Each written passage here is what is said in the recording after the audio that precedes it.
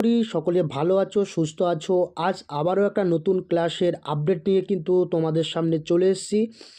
যারা ক্লাস 9, 10, 11, 12 এছাড়া যারা বিভিন্ন কম্পিটিটিভ এক্সাম দিচ্ছেন তাদের ক্ষেত্রে খুবই গুরুত্বপূর্ণ একটা ক্লাস, পশ্চিমবঙ্গের কৃষি, ওয়েস্ট বেঙ্গল এগ্রিকালচার। তো পশ্চিমবঙ্গের কৃষি সম্পর্কে আমরা প্রত্যেকেই জানি অনেক কিছু। পশ্চিমবঙ্গের কৃষি সম্পর্কে যে এখানে কি কি চাষ করা হয়, পশ্চিমবঙ্গে কি কি চাষ এবং চাষ কিসের উপরে নির্ভরশীল, আমাদের পশ্চিমবঙ্গে সবথেকে বেশি ধান গম উৎপন্ন কোথায় হয়, পশ্চিমবঙ্গে ধান উৎপাদনের জন্য বিখ্যাত কোন রাজ্য, এগুলো সম্পর্কে বিস্তারিত তথ্য আমরা প্রত্যেকেই জানি।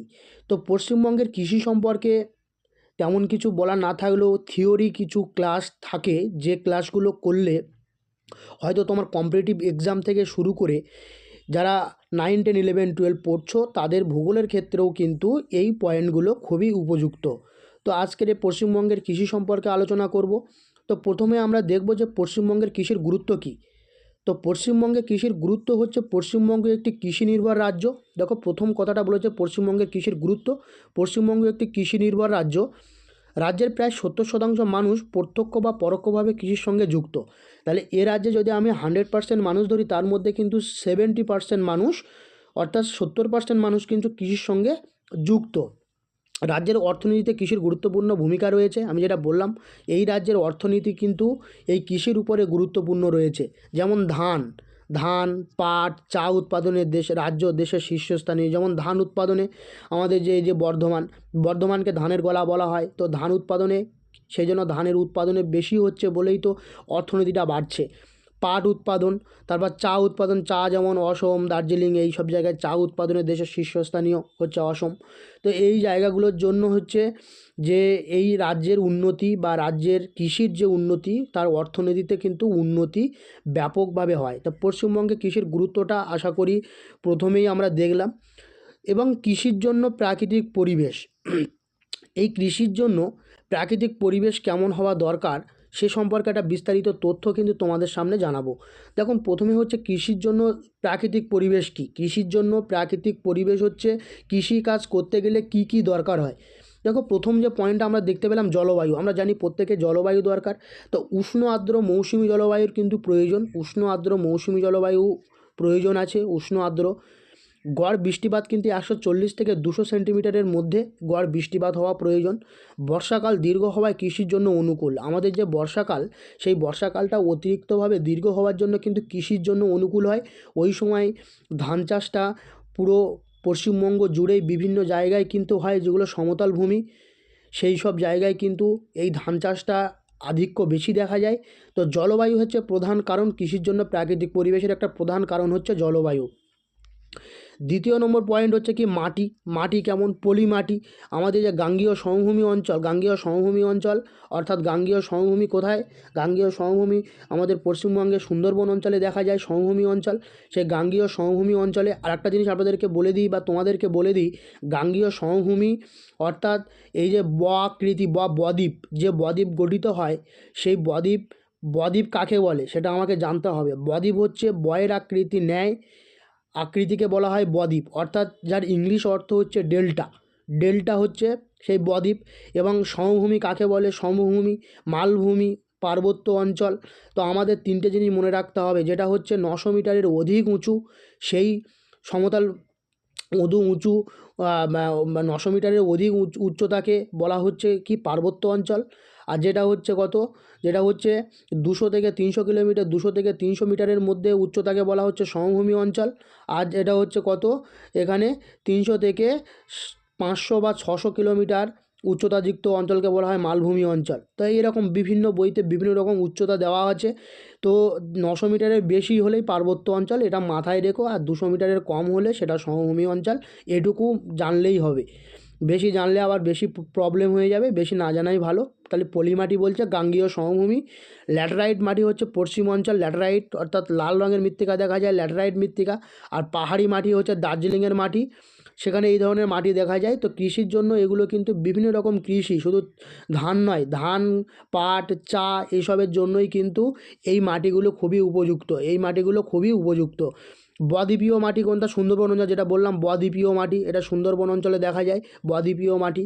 তো সেটা প্রথমেই বললাম। তো এর পরবর্তীতে নদ নদী, কোন কোন নদী থেকে কৃষির জন্য উপযুক্তভাবে আমরা এই যে এগুলো পাই, অর্থাৎ নদ নদী হিসাবে আমরা যে কি বলবো, যে গঙ্গা, ভাগীরথী, দামোদর, তিস্তা, মহানন্দা নদীগুলি সেচ ও উর্বরতা বৃদ্ধি করে। এই নদীগুলির যে যেমন সেচ, অর্থাৎ জলসেচ ব্যবস্থার মাধ্যমে আমরা জল এখান থেকে নিতে পারি, যার জন্য কৃষি একটা বিশাল উন্নতিতে কিন্তু পৌঁছায়। এবং কৃষিক্ষেত্রে মেনলি কী লাগে? জল। তো সেই জলটার যোগান কিন্তু আমরা গঙ্গা, ভাগীরথী, দামোদর, তিস্তা, মহানন্দা এগুলো বিভিন্ন রাজ্যের উপর দিয়ে গেছে বা বিভিন্ন জেলার উপর দিয়ে গেছে। তো সেই জেলায় সেই কোন চাষটা বেশি হচ্ছে সেই চাষের উপর নির্ভর করে তারা কিন্তু এই সব জায়গা থেকে জল সরবরাহ করে, এই সব নদী থেকে জল কিন্তু নিয়ে কৃষিকাজটা সবাই করতে থাকে। তো আশা করি এই দুটো জিনিস তোমাদের কাছে ক্লিয়ার হলো। তো এর পরবর্তীতে আমরা দেখব কৃষি মৌসুম, তৃতীয় নম্বর পয়েন্ট। কৃষি মৌসুমটা কি? কৃষি মৌসুমটা হচ্ছে, দেখো, খারিফ শস্য, যেটা আমরা জুন অক্টোবর অর্থাৎ বর্ষাকালে যে শস্যটা চাষ করা হয়, এখানে কিন্তু অনেক সময় তোমাদের কিন্তু পার্থক্য পড়ে।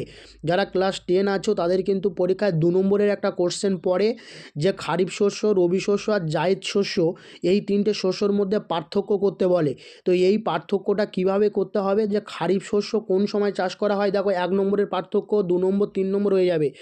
পার্থক্য কিভাবে? খারিফ শস্যর পার্থক্য হচ্ছে বর্ষাকালে দেখা যায় খারিফ শস্য, জুন ও অক্টোবর মাস পর্যন্ত ধান, পাট, আখ এই 3 ধরনের জিনিস কিন্তু চাষ করা হয়। এটাকে বলা হয় খারিফ শস্য। বর্ষাকালীন ফসল, যেটাকে বলা হচ্ছে বর্ষাকালীন ফসল, এটাকে বলা হয় খারিফ শস্য বা খারিফ ফসল। এরপরে হচ্ছে রবি শস্য, মানে হচ্ছে শীতকালীন ফসল, আমরা প্রত্যেকেই জানি। তো অক্টোবর থেকে মার্চ পর্যন্ত এটাকে বলা হয় শীতকালীন, যেমন গম, আলু, সরিষা, ডাল, এটা হচ্ছে শীতকালীন ফসল। আর তৃতীয় হচ্ছে জায়িদ ফসল, যেটা গ্রীষ্মকালে চাষ করা হয়। জায়িদ ফসল যেমন তিল, সবজি, এটা হচ্ছে জায়িদ শস্য। তাই জায়িদ শস্য বা জায়িদ ফসল এটাকে বলা হচ্ছে। তাহলে তিনটের মধ্যে যখন পার্থক্য করতে বলবে, দেখো তিনটে পার্থক্য। খারিফ শস্য হচ্ছে বর্ষাকালে, এটা একরকম পার্থক্য দেখা যাচ্ছে বর্ষাকাল। আর আমি সময় যদি ধরি জুন অক্টোবর, আর প্রধান শস্য কি? ধান, পাট, আখ। তাহলে এটা হচ্ছে তিনটে পাওয়া গেল খারিফ শস্য থেকে। রবি শস্য থেকেও তিনটে পাওয়া যাচ্ছে, যে শীতকাল, সময় হচ্ছে মার্চ, অক্টোবর মার্চ, গম, আলু, সরিষার ডাল, এটা হচ্ছে রবি শস্য। জায়িদ ফসল হচ্ছে গ্রীষ্মকাল, তিল ও সবজি, এটা হচ্ছে জায়িদ ফসল। এটা হচ্ছে কৃষি মৌসুম। এই যে তিনটে ভাগ, এই তিনটে ভাগটা সবাই মনে রেখো, প্রত্যেকেরই কাজে আসবে।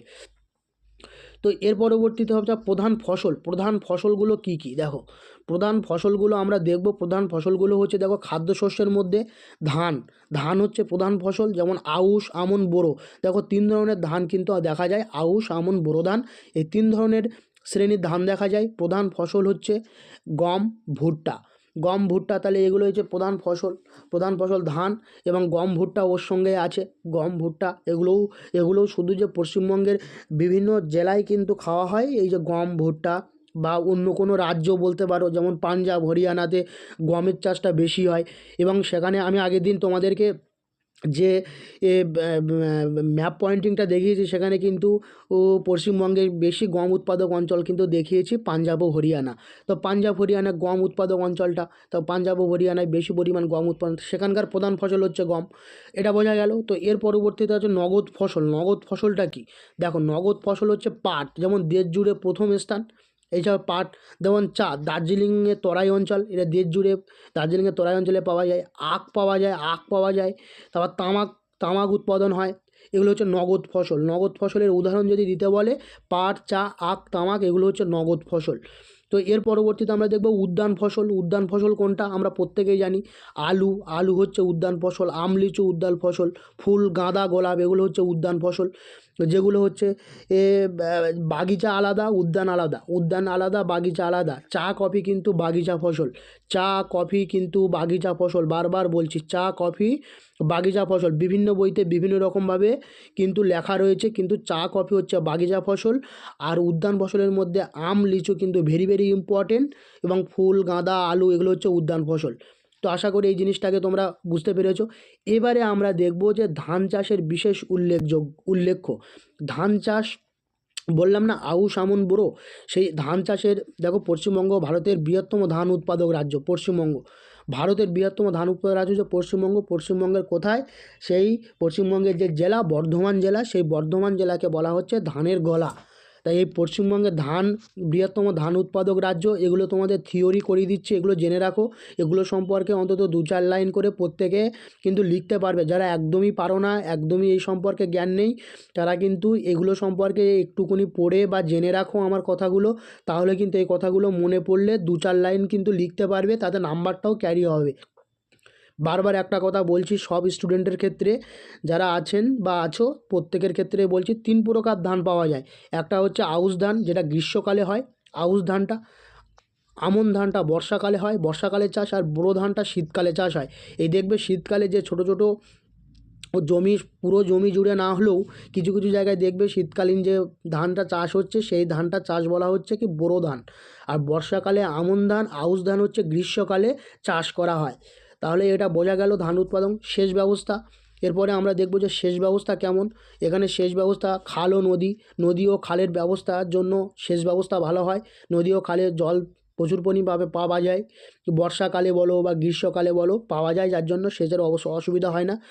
নলকূপ ও গভীর নলকূপ গঠন, অর্থাৎ কোনো কোনো জায়গায় কিন্তু তারা যে অনেকে শ্যালো মেশিন বসায়, শ্যালো মেশিন, অর্থাৎ ওই যে জমির মধ্যে তারা বসিয়ে রাখে, সেটাকে নলকূপ বা গভীর নলকূপের মতো করেই তারা বসায়, যাতে নিচের যে ভূগর্ভস্থ জল, সেই জলের সাহায্যে সেচ ব্যবস্থা হয়। সেই কারণের জন্য কিন্তু নলকূপ এবং গভীর নলকূপের ব্যবস্থা করা হয়। দামোদর ভ্যালি প্রকল্প মানে ডিভিসি, অনেকে কিন্তু এই ডিভিসির যে জল ধরে রাখে, দামোদর যে নদীতে যে জল ধরে রাখে, সেখানে কিন্তু সেই জলের উপরেই কিন্তু কৃষিকাজ নির্ভর করে। তো এই ডিভিসি দেখবে অনেক সময় জল ছেড়ে দিলে কিন্তু বাংলাদেশের উপরে ছাপিয়ে যায়। অতিরিক্ত যখন ডিভিসি জল না নিতে পারে, তখন কিন্তু জল ছেড়ে দেওয়ার জন্য সেই জলটা কিন্তু বাংলাদেশের উপর চাপ পড়ে এবং বাংলাদেশ কিন্তু কিছুটা জলে নিমজ্জিত হয়। এটা তোমরা প্রত্যেকেই জানো বা প্রত্যেকেই বুঝেছো। তো এটা কিন্তু জলের অতিরিক্ত যখন চাপ চলে আসে, তখন কিন্তু জল ছেড়ে দেয়, এটা একটা ব্যাপার। তিস্তা ব্যারেজ প্রকল্পও করেছে। এই যেমন ডিভিসি যেমন একটা প্রকল্প, তিস্তা ব্যারেজ প্রকল্পও করেছে। এই তিস্তা, এরা কিন্তু এই উত্তরবঙ্গের দিকে এগুলো কিন্তু চাষবাসের জন্য করা হয়েছে। তারপর কি বলছে, কৃষি সমস্যা বলি কি, এখানে যদি কৃষি কাজ করতে হয় সমস্যা বলি কোনটা, বলছে যে ভূমি খননটা অতিরিক্তভাবে হচ্ছে এবং সেখানে উর্বরতা শক্তি কমছে ভূমি খনন করার ফলে। ভূমি খনন করা হচ্ছে এবং যার ফলে মাটির উর্বরতা শক্তি কমে যাচ্ছে এবং অতিরিক্তভাবে চাষাবাদের জন্য মাটির উর্বরতা শক্তি কিন্তু কম হচ্ছে। কৃষি সমস্যা বলতে এই এক পয়েন্টগুলো মনে রেখে নিজের ভাষায় 2-4 লাইন করে লিখলেই কিন্তু নাম্বারটা ক্যারি করা যায়। তা নিজের ভাষায় 2-4 লাইন করে লিখতে হবে, তাহলে কিন্তু নাম্বারটা আসবে। তো আবার বন্যা বা খরা, দেখবে অনেক সময় এই আমাদের মৌসুমি বায়ু আসতে লেট করে বা আমাদের এখানে বিভিন্নভাবে কিন্তু বন্যা ও খরার প্রবণ সৃষ্টি হয়। দেখবে আজ এবার যেমন 2025 সালে প্রচুর পরিমাণ বর্ষা হয়েছে, বৃষ্টির জন্য কিন্তু বিভিন্ন জায়গায় চাষের ক্ষয়ক্ষতি হয়ে গেছে। এবং কিছু কিছু বছর দেখবে অনেক সময় বৃষ্টি কম হয়, তার জন্য খরার প্রবণের জন্য চাষাবাদ খুব ভালো হয় না। তো এটা হচ্ছে কৃষি সমস্যাবলীর একটা। তারপর দেখো অতিরিক্ত বর্ষা, দেখো একটু আগেই বললাম অতিরিক্ত বর্ষার কারণে কিন্তু কৃষিকাজের ব্যাপক মানে সমস্যা হয়, ব্যাপক সমস্যাবলী পৌঁছায়, সেটা কিন্তু মানুষ। আধুনিক প্রযুক্তির অভাব আমাদের কৃষিকাজের জন্য, এখন অবশ্য 2025 সালে কিন্তু আধুনিক প্রযুক্তি চলে এসছে, কিন্তু সেই ধরনের আধুনিক প্রযুক্তি এখনও পর্যন্ত এসে পৌঁছায়নি, যেটা চীন বা অন্য অন্য দেশ যেটা করছে, সেরকম ধরনের আধুনিক প্রযুক্তি কিন্তু এখনও এসে পৌঁছায়নি ভারতে। তো আধুনিক প্রযুক্তির অভাব, কৃষকের আর্থিক দুরবস্থা, এখানে কৃষকদের আর্থিক দুরবস্থার কারণ হচ্ছে যে পরিমাণ তারা ফসল চাষ করে, সেই পরিমাণ ফসল চাষ করতে যে পরিমাণ খরচ হয়, তার পরিমাণ তারা কিন্তু লাভ করতে পারে না। সেই ফসলগুলোর দাম খুব বেশি হয় না, যার জন্য লাভ করতে পারে না, সেই জন্য কৃষকের আর্থিক দুরবস্থা কিন্তু এটা ঘটতে দেখা যায়। তো এই সমস্যাবলীগুলো দেখো নিজের ভাষায় তুমি লিখতে পারবে। এগুলো হচ্ছে ছোটো ছোটো পয়েন্ট, নিজের ভাষায় লেখার পয়েন্ট। আশা করি এই পয়েন্টগুলো তোমরা বুঝতে পেরেছো, আমি আলোচনা করে দিয়েছি। নিজের ভাষায় লিখবে, নিজের ভাষায় করলে অবশ্যই কিন্তু ভালো মার্কস কিন্তু আসবে।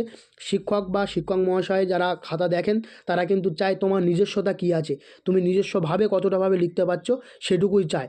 সেখানে কিন্তু মুখস্থবিদ্যা অনেক সময় সব টিচার কিন্তু সেই মুখস্থবিদ্যাকে প্রায়োরিটি দেয় না, দেয় হচ্ছে তুমি তোমার নিজের মতো করে পয়েন্ট ভিত্তিক কীভাবে আলোচনা করছো, সেটার উপরেই কিন্তু একটা নাম্বার বা ভালো নাম্বার কিন্তু প্রোভাইড করে। কিন্তু এটার জন্য কিন্তু তোমাকে প্রপারভাবে প্রস্তুতি নিতে হবে। নিজের ভাষায় লিখতে গেলেও প্রপার প্রস্তুতিটা দরকার এবং ভালো পয়েন্ট দরকার, তাহলে কিন্তু নিজের ভাষার এটা লেখা যাবে এবং সেই সঙ্গে ম্যাপ পয়েন্টিং, অর্থাৎ যে এটা লিখছো সেই জায়গার ম্যাপ পয়েন্টিংটা করতে হবে, যে পশ্চিমবঙ্গের একটা ম্যাপ এঁকে বা ভারতবর্ষের ম্যাপ এঁকে সেই ম্যাপে কিন্তু দেখাতে হবে কোথায় ধান চাষ হচ্ছে, কোথায় গম চাষ হচ্ছে। সেই জন্য কৃষি উন্নতির কারণ বা কৃষির সমস্যার কারণ সেগুলোও কিন্তু দেখানো যেতে পারে। যদি তোমরা চাও আমি অবশ্যই সেগুলো পরবর্তীতে প্রোভাইড করব। তো এর পরবর্তীতে 8 নম্বর পয়েন্ট হচ্ছে, দেখো কৃষির উন্নয়নমূলক পদক্ষেপ। কৃষিতে উন্নয়ন করতে গেলে বা কৃষির উন্নয়নমূলক পদক্ষেপে কী কী দরকার, তুমি যদি দেখো তোমার বাড়িতে যারা কৃষিকাজ করেন, তোমার বাবা বা তোমার আত্মীয় স্বজন যারা কৃষিকাজ করেন তাদের কাছে শুনবে যে কৃষির উন্নতি করতে গেলে, অর্থাৎ উন্নয়নমূলক পদক্ষেপ বলতে উন্নতি করতে গেলে কী কী প্রয়োজন। দেখো উন্নত বীজ ব্যবহার করতে হবে, আধুনিক সেচ ব্যবস্থা করতে হবে, সার ও কীটনাশকের সঠিক ব্যবহার করতে হবে। তাহলে উন্নত বীজ যদি না হয় তাহলে কিন্তু কৃষিকাজে উচ্চ ফলনশীল ফসল কিন্তু আসবে না। তো এই উন্নত বীজ ব্যবহার করা দরকার। দেখো প্রথম পয়েন্ট আলোচনা করে দিলাম। আধুনিক সেচ ব্যবস্থা, সেখানে কিন্তু সেচ ব্যবস্থা যে সারাদিন ধরে তুমি জল কোনো না কোনোভাবে সিঁচছ বা সেচ ব্যবস্থার কাজে লাগাচ্ছ সেভাবে কিন্তু সম্ভব, টাইমও বেশি যাবে। তার জন্য কিন্তু আধুনিক সেচ ব্যবস্থা করতে হবে, যে সেখানে কিন্তু বড় ধরনের মোটর বসাতে হবে বা সেরকম ধরনের কোনো জলসেচের ব্যবস্থা রাখতে হবে, যে আধুনিক সেচ ব্যবস্থার মাধ্যমে যে তাড়াতাড়ি কাজটা হয়ে যায়। আধুনিক, তারপর সার ও কীটনাশকের সঠিক ব্যবহার, যে অনেকে কী করে যে ভালো ফসল হওয়ার জন্য বেশি পরিমাণ সার ইউজ করে। তো বেশি পরিমাণ সার ইউজ করলে কিন্তু ফসল যে ভালো হবে তা নয়, সেখানে কিন্তু পোকামাকড়ের উপস্থিতি আসতে পারে। সার কীটনাশকের ব্যবহারের জন্য কিন্তু যে যে মানে কী বলবো, যেখানে অনেক প্রাণী জন্মায় জলে, সেই প্রাণীগুলো কিন্তু মারা যায় এবং তাতে করে পোকার উৎপাত বেশি বেড়ে যায়। তার জন্য কিন্তু কৃষির একটা সমস্যা হয়। তো সার ও কীটনাশকের সঠিক ব্যবহার করতে হবে। বেশি একটা কম পরিমাণ বেশি পরিমাণ এরকম করলে হবে না, একটা একটা নির্দিষ্ট পরিমাণে কিন্তু দিতে হবে। তার জন্য সঠিক তোমাকে জানতে হবে, সঠিকভাবে কিন্তু এটা করতে হবে। কৃষি প্রশিক্ষণ কেন্দ্র, কৃষি প্রশিক্ষণ কেন্দ্রে তোমাকে কিন্তু প্রশিক্ষণ নিতে হবে, যে কীভাবে ধান চাষ, কীভাবে গম চাষ, কীভাবে বিভিন্ন সবজি চাষ করা হচ্ছে, সেই কৃষি প্রশিক্ষণ কেন্দ্রে তোমাকে যেতে হবে। এরকমভাবে তুমি নিজের ভাষায় লিখতে পারো।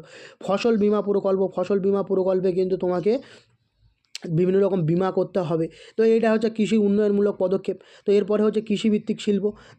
দেখো কৃষিভিত্তিক শিল্পের মধ্যে প্রথমে হচ্ছে পাট শিল্প। পাট হচ্ছে একটি কৃষিভিত্তিক শিল্প।